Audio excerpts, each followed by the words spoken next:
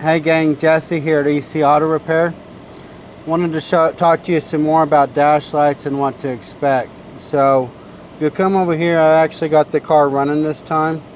Let me shut it off so you can see, but in the last video we did a test and you can actually push it to accessory button and it'll do a test on all the lights to make sure everything lights up.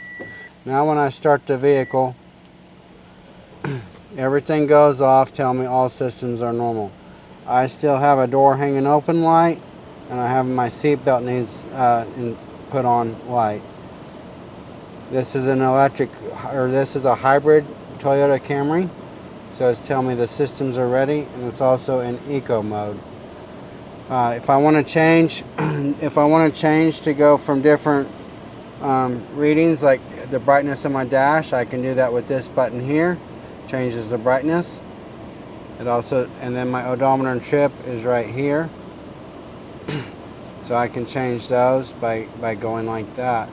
My coolant temperature, meaning my engine coolant, is displayed right here above the ambient temperature. So I want that to be right in the middle, right where it's at. So this car's ready to go.